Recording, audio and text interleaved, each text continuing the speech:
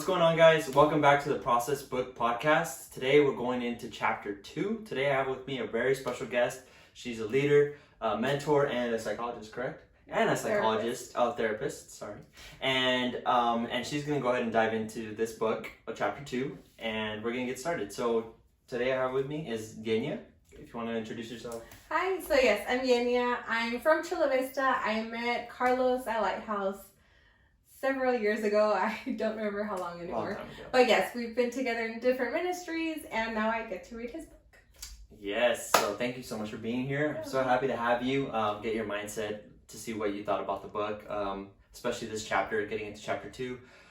So what were your overall thoughts about the book, and specifically this chapter? This chapter, I really liked it because when we think of process, I think it's just such an overwhelming word because there's so many bits and pieces to it.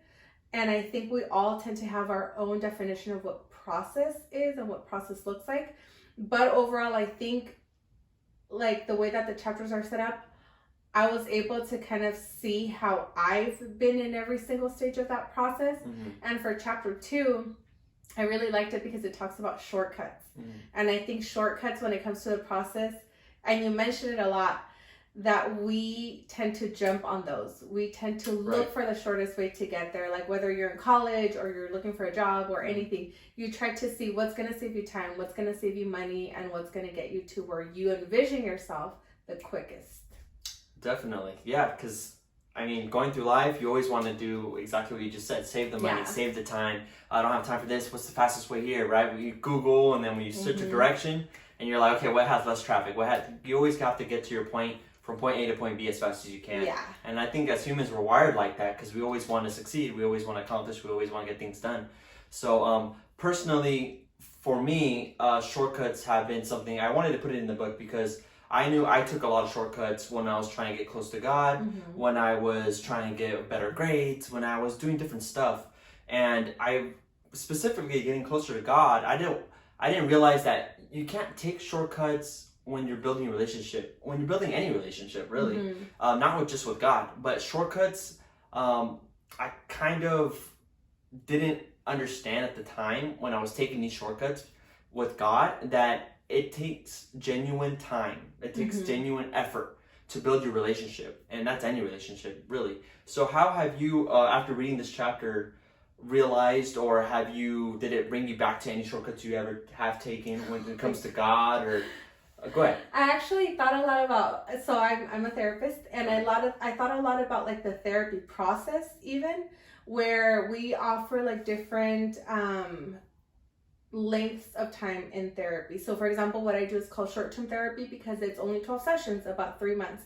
And oftentimes people come in thinking, oh, in 3 months I'm going to get it all done. Because we think of the length of time. But it's not really the length of time, it's the amount of work that you put into that time. You could be in therapy for 3 months and you could do a lot of deep work. Or you could be in therapy for 2 years, 3 years, 5 years and do that same amount of work, but your process is just a little bit different. And so what I was thinking of is really when we try to take those little shortcuts, what we're doing is that we're not even getting to where we want to get. We're getting to kind of like this equivalent but watered down version of what we wanted. Because when you think about it, it's not just about getting to that place, but in that time, like your character is built, your faith is built, you meet people along the way that are going to refine you. You get to face parts of yourself that are uncomfortable, and then you get to celebrate parts of yourself that you're like, you know what? I'm not that bad. And I think when we look for little shortcuts, not to say that all shortcuts are bad, because for example, you could go, I went straight to a 4-year university, I was like, I don't want to waste time with like transferring and all that stuff. But I have friends that, you know what, they're like, I'm going to take it slow. I'm going to go to a 2-year college first, kind of like spread that out a little bit on work, and then I'll transfer and then, do that portion. There's nothing wrong with that one. Right. But I think when it comes to us kind of looking at the big picture and saying, I don't want to put in all that work, at the end, we are the ones that lose, because then we're going to settle for a version that we wanted that is not really the complete picture.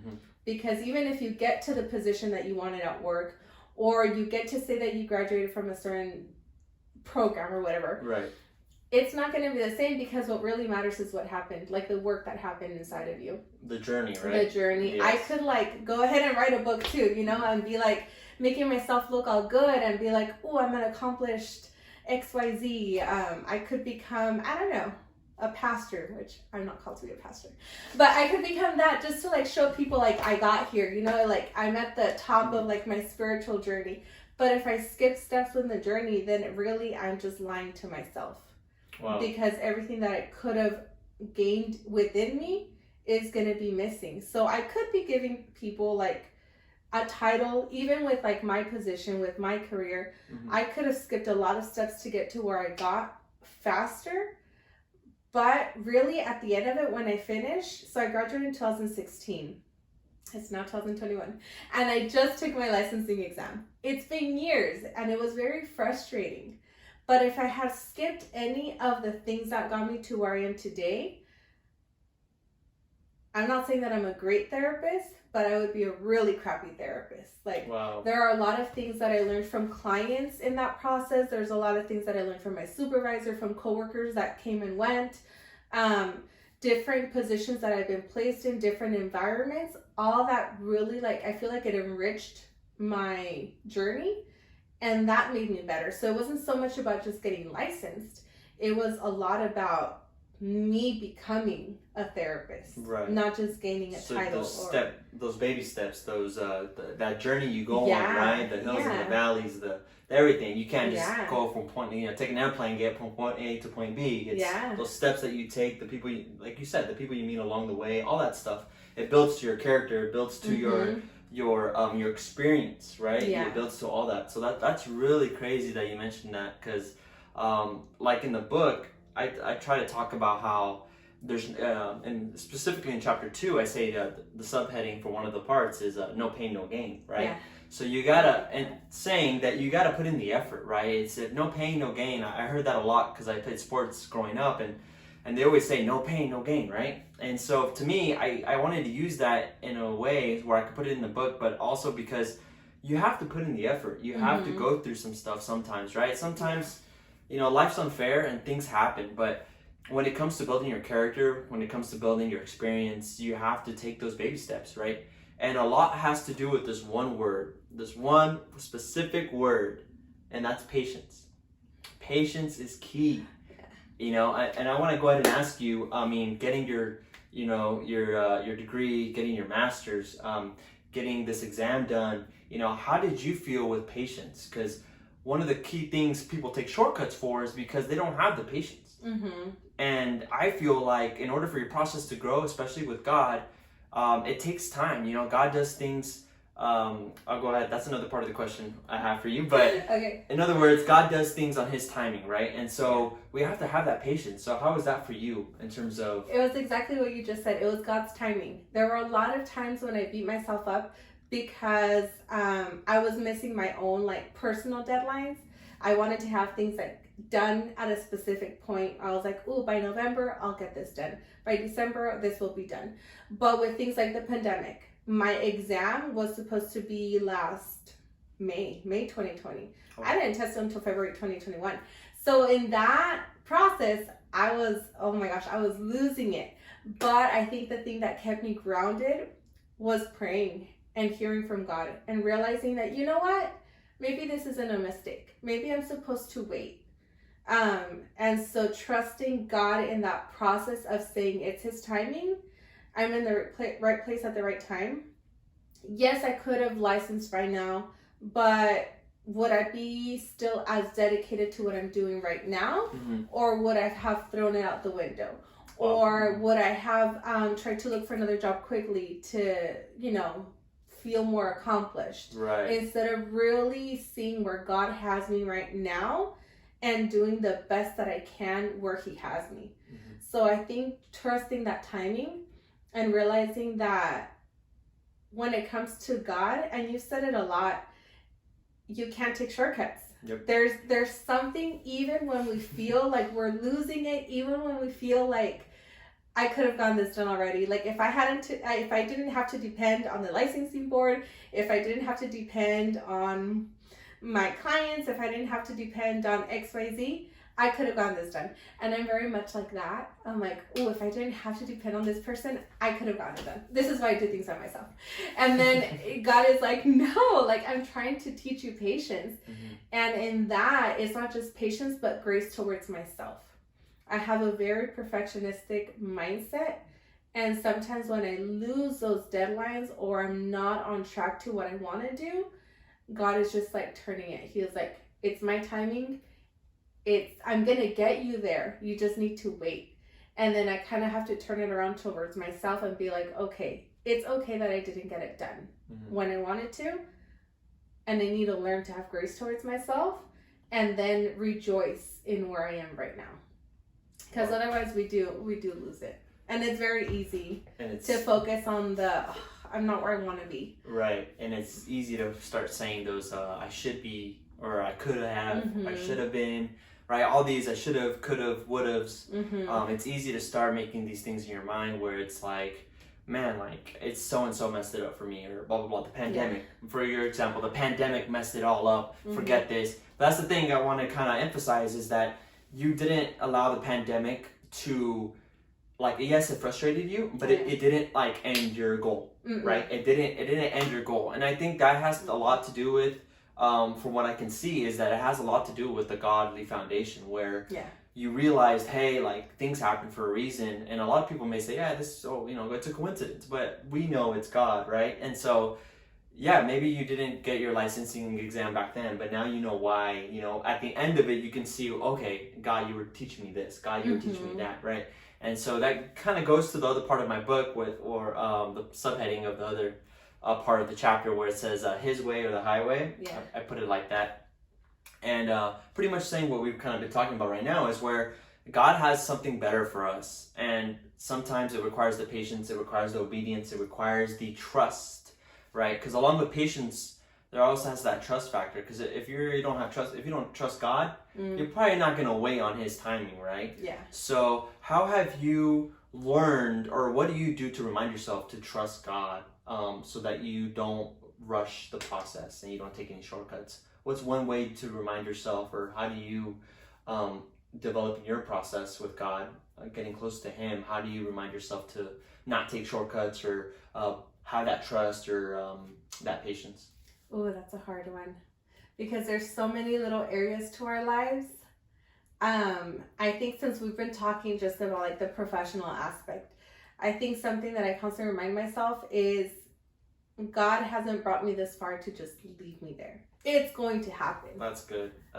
So going back to this exam, I was like, there's no way, like they keep canceling. They canceled, I think 4 times my exam was rescheduled. Wow. At the end of it, I was like, I don't even want to be a therapist anymore. I'm like, I could just, go work somewhere else. Yeah. Like, I give up. And then I had, like, God just kept reminding me, like, I didn't bring you this far. I didn't bring you through all these years of study, all these years of practice, all these years of being able to work in a really good place just to kind of leave you there. Like, this isn't the end of the road. Wow. And so that kind of helped me have more perseverance and just keep going because I know and this isn't like, oh, I know and I want to be boastful. Like, in my journey with God, I've been a believer now for 10 years. I'm finally in my double digits. 10-year anniversary. And in that time, I've learned God has a purpose for me. There's a calling he has for me, and I know the field he's called me to. And so that has kept me pushing forward, because every time I do work with like a specific population, that's where I feel my heart is, and I feel God's heart in that. So that, being able to know that about God and know it about myself, is where I was like, no, I do want to throw in the towel. I do want to just like stop and quit and show like the world, like, I'm going to go do something else. But the thing is that because of where God has called me, I knew I couldn't just stop here. And I knew because he's brought me this far, that he was going to get me to that exam. I just had to like keep trusting that it was going to happen. Because, and trust doesn't come easy now that you're talking about that and talking about like foundation. I can't just trust you blindly. Like, it's not like I met you down the street and now I'm going to be like, oh, this guy, I'm going to tell him my whole life story and I'm going to trust him. It takes years to create that foundation of a friendship. It's the same thing with God.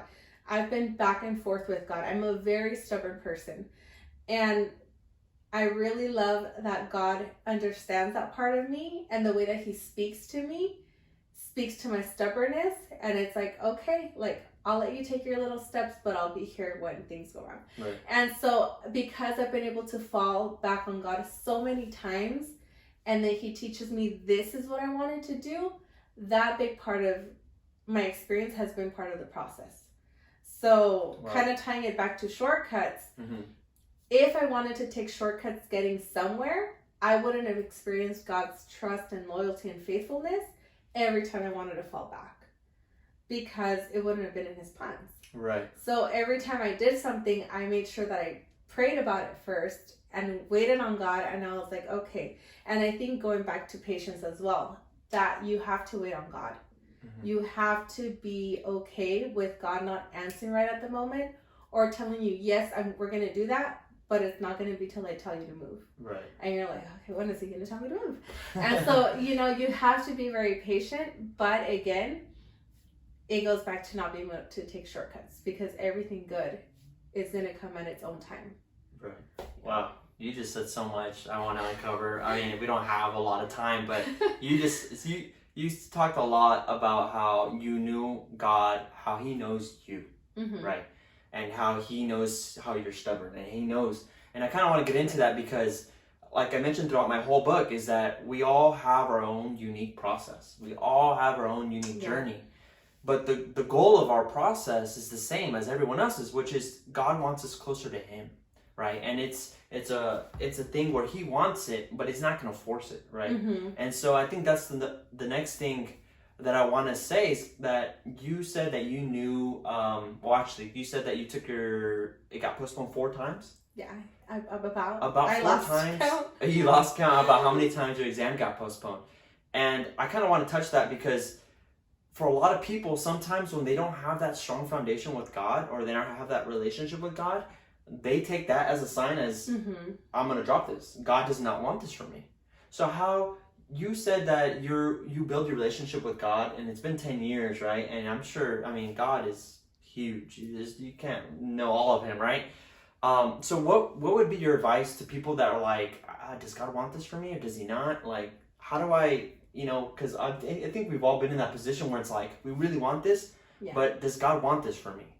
Your exam got postponed about 4 times, more than 4 times, and it's easy for someone to be like, okay, God doesn't want this for me. Yeah. But for you said that, no, it's like, this is it. So what advice would you give to people who are like, does God want this for me? How does that? Yeah, that's a good question, because I've been on both ends where something's not happening. I'm like, God doesn't want me to go that way. And every relationship is also, along with process, every relationship is very unique. So for me, the way that I recognize when God doesn't want me to do something is I'm pushing, and things are just not working out. And then there's other times where I'm not really doing much, and God is just like taking me for a little ride. Wow. And so thinking about that exam, yes, it kept getting postponed, but I didn't feel like I was forcing it.